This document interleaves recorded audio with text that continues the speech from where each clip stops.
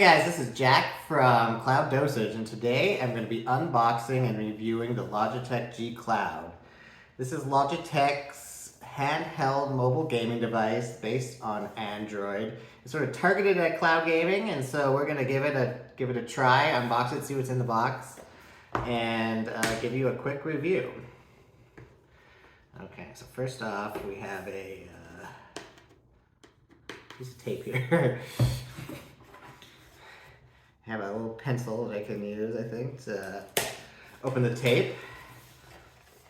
Box is pretty light. Doesn't feel too heavy. Let's see what's inside. So here we have a cool little, I guess kind of like a device protector here on the box. It says "Keep playing."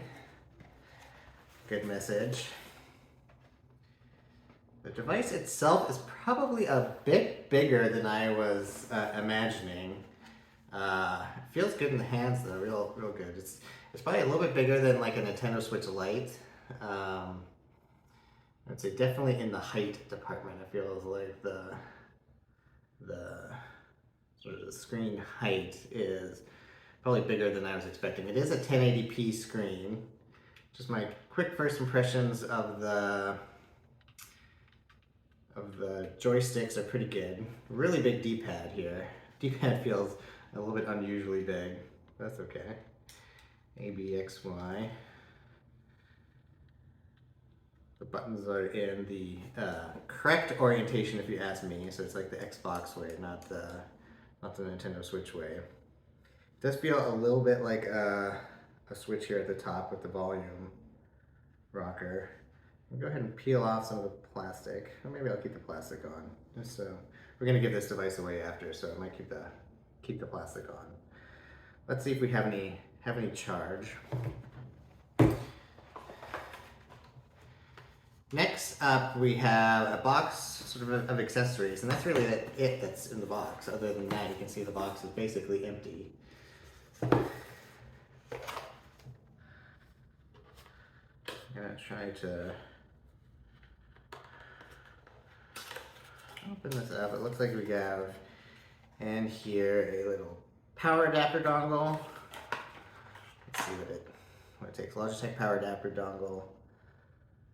Looks like it's 12 volts, 1.5 out. So it's either 15 watts, 18 watts, or 18 watts, depending on the voltage. It's pretty standard. It's a regular USB-A out.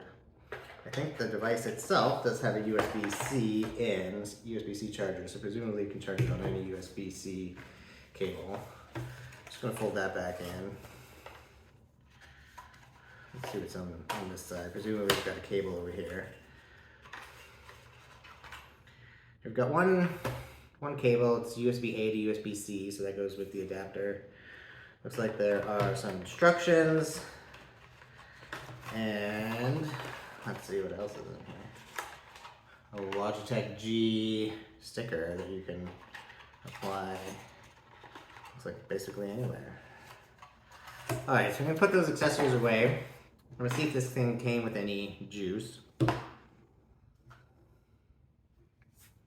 Looks like you kind of have like a little switch here at the top to power it on. So I've toggled that over.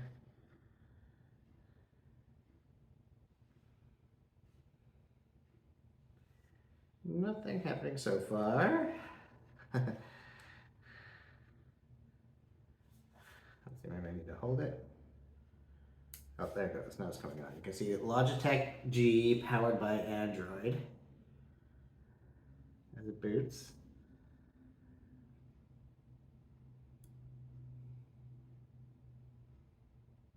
Kind of cool little animation there for the Logitech G logo. Okay, now we're at the typical, I guess, Android starting screen. So I'm going to go ahead and click in here, select the region. I'm in the United States. Looks like you could do most of this by the controller too, which is kind of cool. I'm going to go ahead and connect to my wireless network.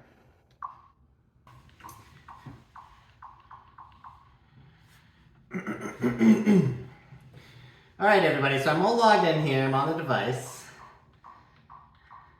This is the home screen. It's a very cool home screen. It's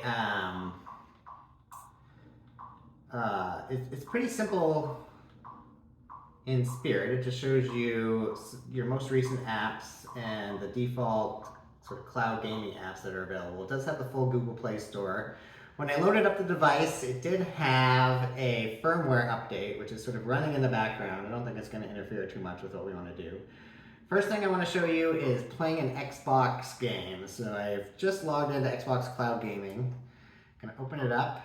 One of the nice things about this is whenever you open a new app, it does close the old one, which I think improves your overall gaming experience. So it only lets you basically run one app at a time. So it really is kind of gaming oriented in this device mode. So I'm going to go into Plants vs. Zombies Battle for Neighborville, which is a game that my kiddo and I have been playing recently. We're at the Xbox X-Wing, I call it, which is what the screen shows when you're waiting for like a server or your rig to show up. But here we are already in the game. No install necessary. Just waiting for the lobby to load up here. Looks good. The screen is very bright. I've upped the brightness a bit. Definitely bright enough for indoors. Probably also bright enough for outdoors. We'll see. I'll test that a little bit later. Okay, so here we are. The game is loaded up on the server. I'm going to go straight into this lobby, which in this Plants vs. Zombies game, there's sort of a lobby area where you can actually even fight other players. So I'm going to go over here to the fighting area.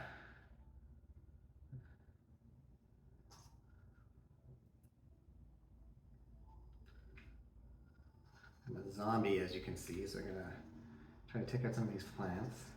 So this is already a multiplayer lobby in the game. It's sort of an interesting game.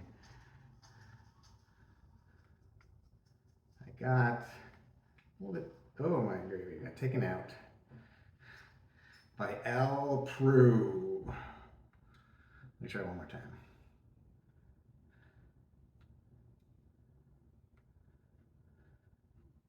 Feels great. When I press jump, it jumps. Don't feel any noticeable lag.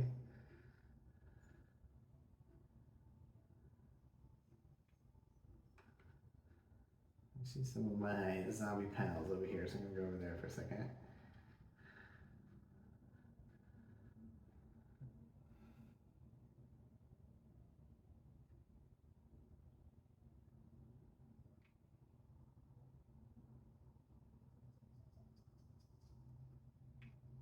There's a big oak tree here.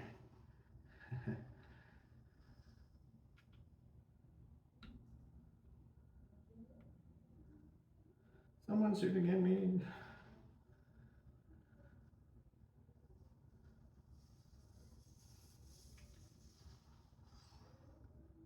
So the thing that I think has surprised me most about this device is the screen. It's much bigger, particularly in this dimension than I thought, that I was expecting, I should say. I would say it makes a difference over using the phone. So one of the questions I had about this device is it really worth the money when you can use your kind of phone with a Razer Kishi or other type of mobile controller to get to be able to play the same games. And I think where this really shines is in the kind of feel of the device. It feels very solid, sturdy, and also in the screen size. A 7-inch screen, I think, is kind of a win versus what you would see on your phone, which is typically something that you want to put in your pocket or kind of has different criteria for its design. This 1080p screen, I think, is really the winner here. We'll have to see how this compares to the Kishi Edge. Okay, so got killed once. I got one kill. I'm going to go ahead and in this game. One nice thing is when you press home, you can see the game is actually still playing in the background as you select the next thing you want to play. So the next thing I want to play is a native Android game. So I just quickly went and installed Horizon Chase, which is a game that's playable in the cloud. You can play it on Amazon Luna, but you can also get it just directly on Android. And it's a pretty fun racer. I've gotten into it recently.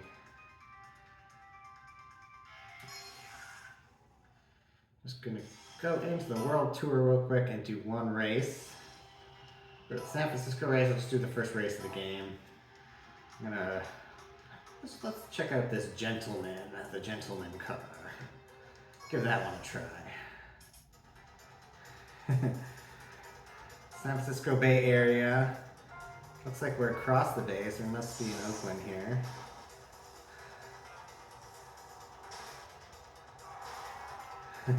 Feels very responsive. No issues using the controls or anything like that. Keep it classy.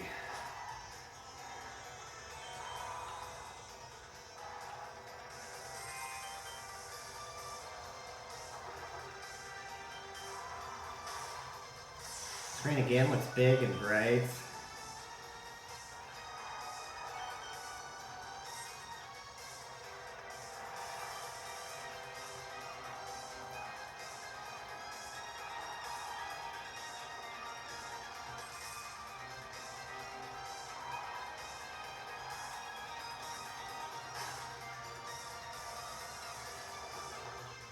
If you end up getting one of these devices, definitely recommend you check out this game. It's a pretty fun game.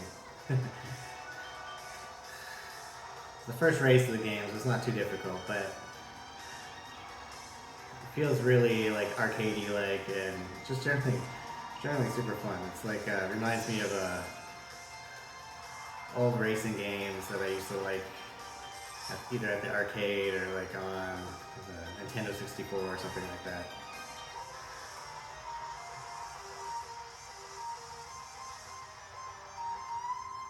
Alright, so finally let's go into GeForce Now. We'll try a GeForce Now game. So I just logged in. Actually, had filmed it, but it turned out it wasn't filming as I'm a total noob. But really easy to log into the GeForce Now app. I'm going to go into Lego Brick Tales and launch that up.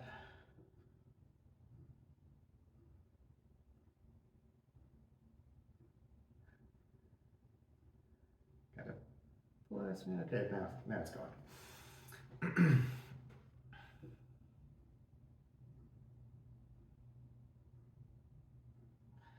Loading into Steam, and this time it took me right into the game, so that's good.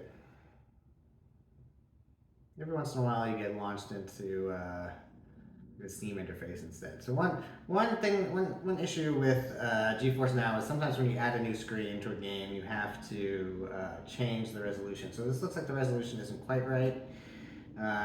Yeah, I see it set to 1920 by 1200. I'm going to change that to 1920 by 1080, which is the right aspect ratio for this device. It's a 1080p screen. Hit Y to apply. Okay, then that looks better. It does look like it is streaming at 1080p.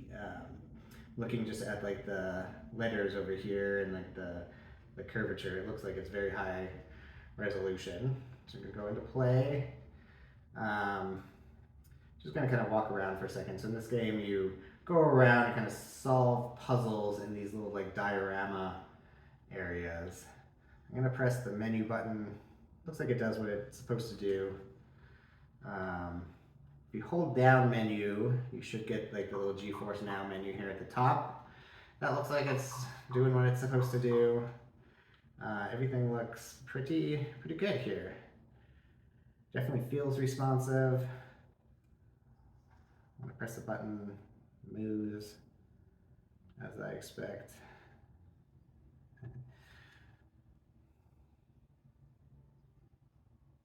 Yeah, so that's GeForce Now. Before I leave, I want to do one more thing. I want to go back back to xCloud for a second, just show you what the buttons do. So go back into Xbox. I'm going to confirm that I want to close GeForce Now and open Xbox. Xbox Cloud Gaming, of course. I'm going to go back into Plants vs. Zombies Battle for Neighborville.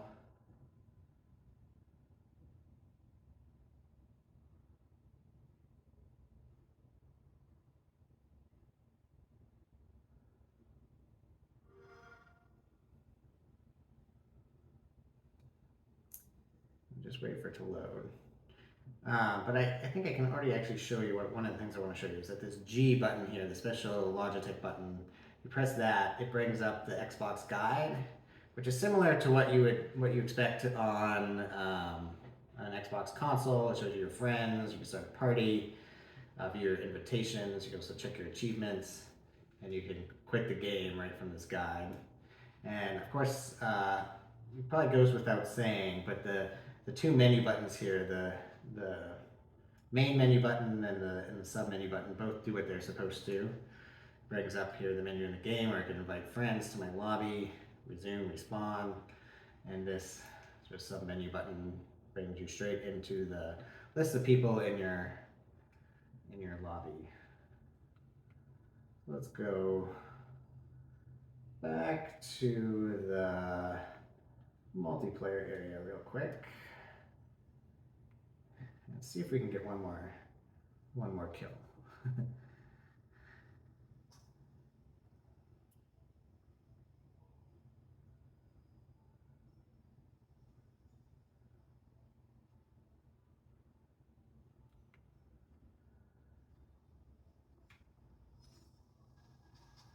I think I'm gonna get killed. All right, well that was good enough. Okay, so I'm just gonna go here, quit the game. We're back into the Xbox Cloud Gaming area. That's very cool. So if we hit home, we're back here on home. Every time you play a game, it kind of adds it to your home launcher here. So you can see the game I installed got added. If you need to find other apps, you can see all of the apps here in the All Apps tab. So it doesn't come with a whole lot of bloat to begin with, which is good. It comes kind of with a bare minimum Android install. One thing that's probably not necessary is like the messaging app and you know, Google Duo is probably not necessary, but generally pretty bare bones install of Android. Definitely customized towards the gaming interface, but you do have a full Google Play Store, so you can see all the different apps you can install here. Lots of games: Sonic the Hedgehog 2, Stardew Valley. It's kind of a nice addition to a streaming device. You can see also on the home screen is Steam Link, YouTube, and both the Xbox Cloud Gaming app as well as the normal Xbox app, or like the main Xbox app, where you can kind of browse your profile and other things like that. So my verdict on this is that I'm pleasantly surprised. I mean, I thought it was going to be good. But I didn't realize that the screen was going to be this big and this kind of beautiful, I think. And you know, one of the questions I had going into this unboxing and review is whether the value of this device is enough to justify its existence when you can kind of get a Razer Kishi or other mobile-like controller for your phone. And I think the difference maker for this is kind of in a number of ways. One is it feels really solid. It's just like a single piece of kit. And two is I think the screen size. It's a much bigger screen that you'd probably want in a phone. But it makes, I think, a significant difference in the gaming experience when you're gaming kind of on the go. So I think it's possible that many people could justify this as a kind of like a travel companion or a mobile gaming edition, beyond just carrying their phone around with them. So that's it for the Logitech G Cloud, and I think I'm just gonna kind of stay here and